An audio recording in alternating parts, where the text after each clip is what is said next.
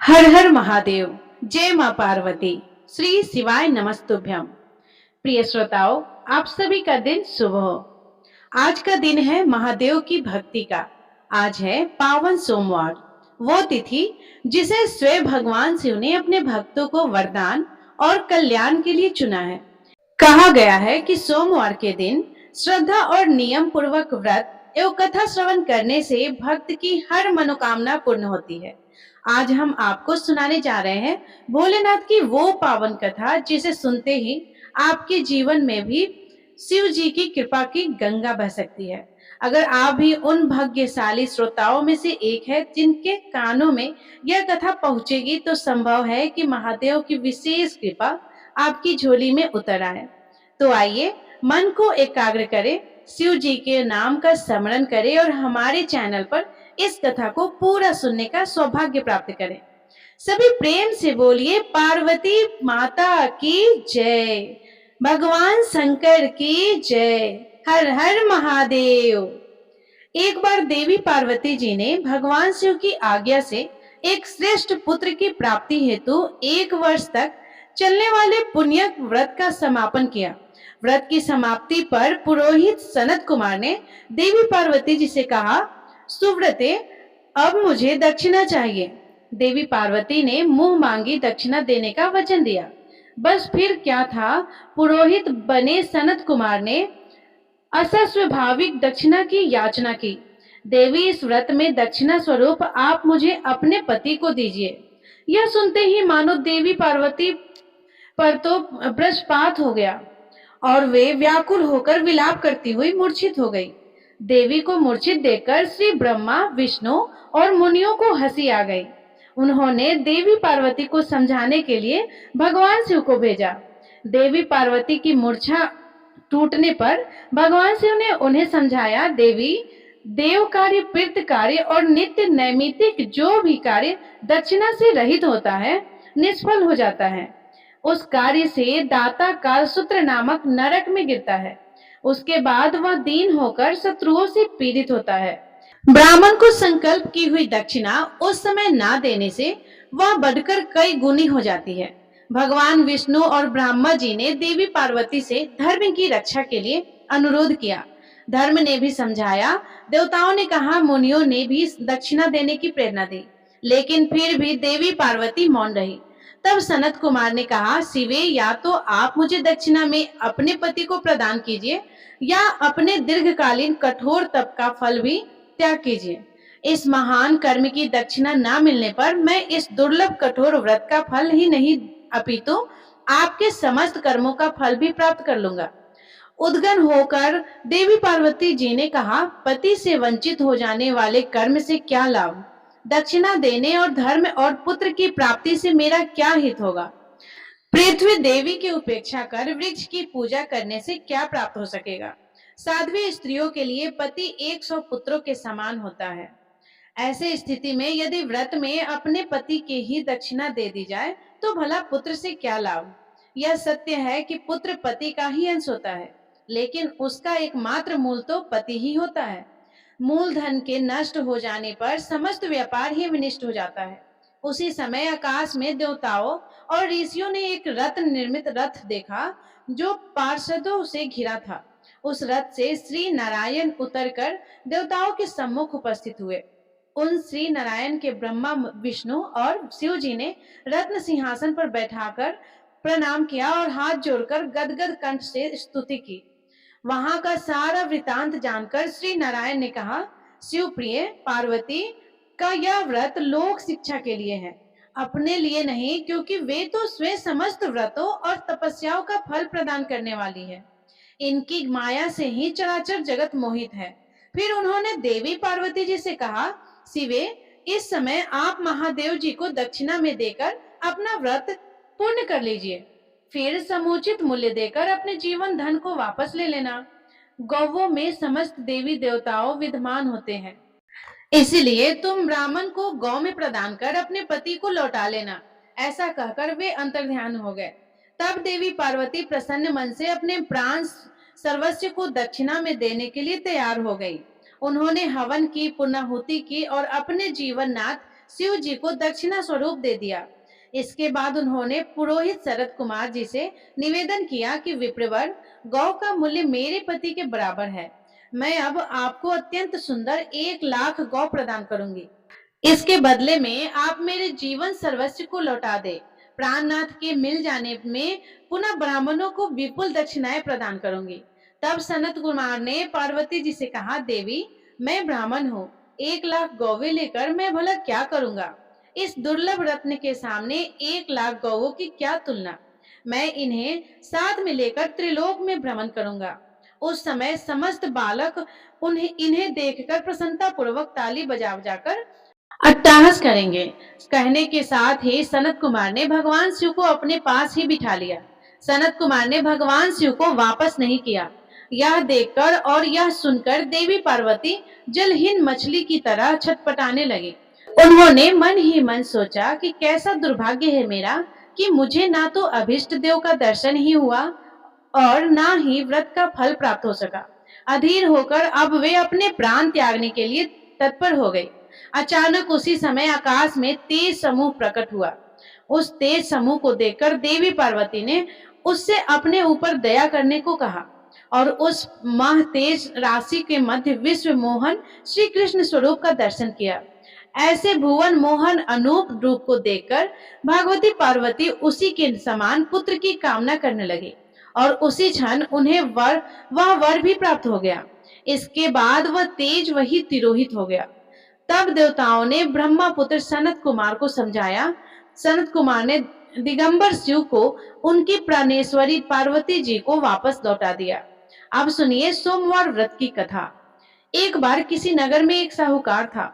उसके घर में धन की कोई कमी नहीं थी, लेकिन कोई संतान ना होने के कारण वह बड़ा दुखी था। संतान प्राप्ति के लिए वह हर सोमवार को व्रत रखता था और पूरी श्रद्धा के साथ शिव मंदिर जाकर भगवान शिव और माता पार्वती की पूजा किया करता था। उसकी भक्ति देखकर एक दिन माँ पार्वती प्रसन्न होकर भगवान शिव से साहूकार की मनोकामना पूर्ण करने का निवेदन करती है। पार्वती जी के आग्रह पर भगवान शिव ने कहा, हे देवी, इस संसार में हर प्राणी को उसके कर्मों का फल मिलता है और जिसके भाग्य में जो हो उसे भोगना ही पड़ता है। लेकिन पार्वती जी ने साहूकार की भक्ति देखकर उनकी मनोकामना पूर्ण करने की इच्छा व्यक्त की। माता पार्वती के आग्रह पर भगवान शिव ने साहूकार को पुत्र प्राप्ति का वरदान तो दिया, लेकिन उन्होंने बताया कि यह बालक केवल 12 वर्षों तक ही जीवित रहेगा। माता पार्वती और भगवान शिव की इस संवाद को साहूकार सुन रहा था, इसलिए उसे ना तो इस बात की खुशी हुई और ना ही कोई दुख, बल्कि वह पहले की तरह ही शिव जी की पूजा करता था। और कुछ समय के बाद साहूकार की पत्नी ने एक पुत्र को जन्म दिया। जब वह बालक 11 वर्ष का हुआ तो उसे पढ़ने के लिए काशी भेज दिया गया। साहूकार ने पुत्र के मामा को बुलाकर उसके बहुत सारा धन देते हुए कहा कि तुम इस बालक को काशी विद्या पढ़ने के लिए लेकर जाओ। तुम लोग रास्ते में यज्ञ करते जाना और ब्राह्मणों को भोजन दक्षिणा देते हुए जाना।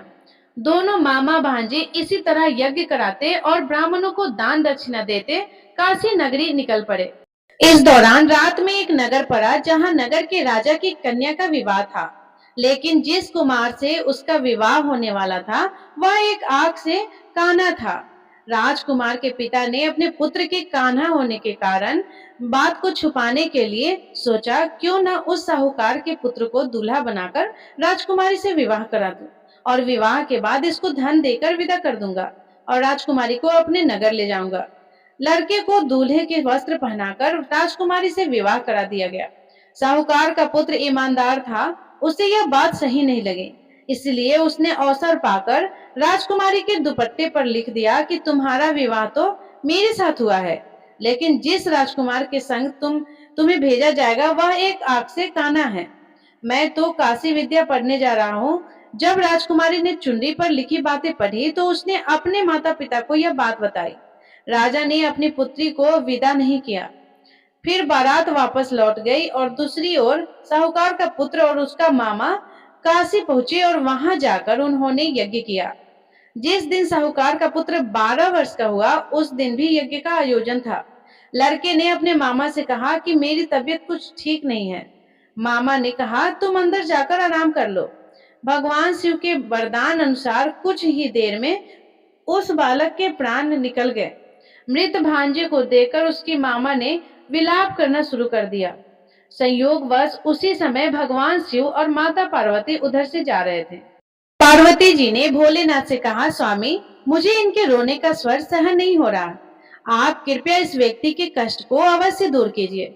जब भगवान शिव मृत बालक के समीप गए तो यह बोले कि यह उसी साहूकार का पुत्र है जिसे मैंने 12 वर्षों की आयु का वरदान दिया था। अब आज इसकी आयु पूरी हो चुकी है, लेकिन मातृभाव से विभोर माता पार्वती जी कहने लगी, महादेव आप इस बालक को और आयु देने की कृपा करें, नहीं तो इसके वियोग में इसके माता पिता भी तड़प तड़प कर मर जाएंगे। माता पार्वती की पुनः आग्रह पर भगवान शिव ने उस लड़के को जीवित होने का वरदान दिया। शिव जी की कृपा से यह लड़का जीवित हो गया। शिक्षा पूरी करके लड़का मामा के साथ अपने नगर की ओर वापस चल पड़ा। दोनों चलते हुए उसी नगर में पहुंचा जहां उसका विवाह हुआ था।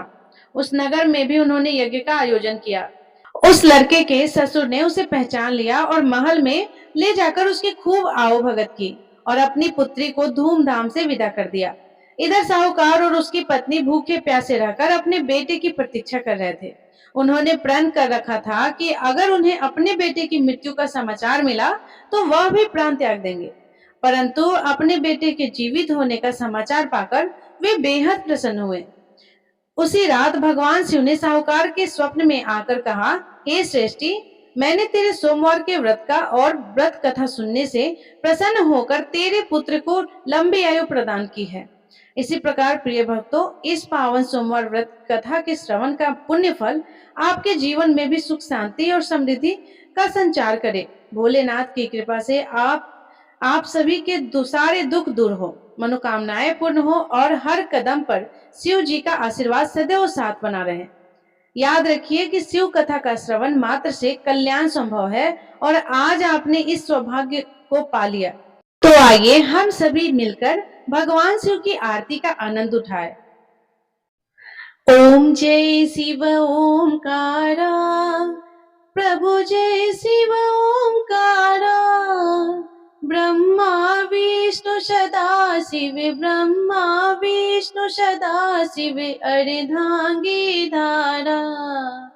ओम जय शिव ओमकारा, एकानन चतुरानन पंचानन राजे, स्वामी पंचानन राजे, हंसासन गरुड़ासन वृषवाहन साजे। ओम जय शिव ओमकारा, दो भुज चार चतुर्भुज, 10 भुजे अति सोहे, स्वामी 10 भुजे अति सोहे, तीनों रूप निरखता त्रिभुवन जन मोहे। ओम जय शिव ओमकारा, अक्षमाला वनमाला मुंडमाला धारी, स्वामी मुंडमाला धारी, चंदन मृग मत सोहे, भोले शशिधारी।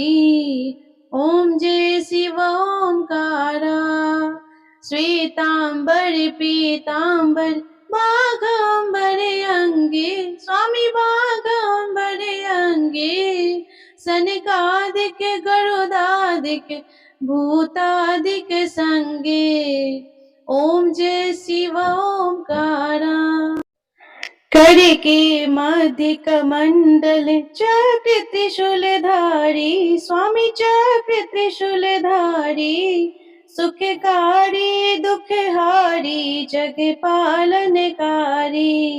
ओम जय शिव ओमकारा, ब्रह्मा विष्णु सदा शिव जानते अविवेका, स्वामी जानते अविवेका, प्रणवांचर में शोभित ये तीनों एका।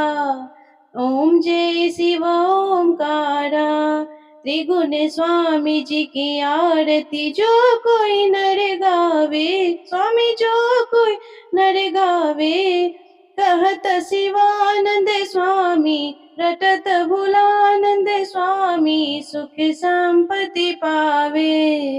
ओम जय शिव ओंकारा, ओम जय शिव ओंकारा, स्वामी जय शिव ओंकारा।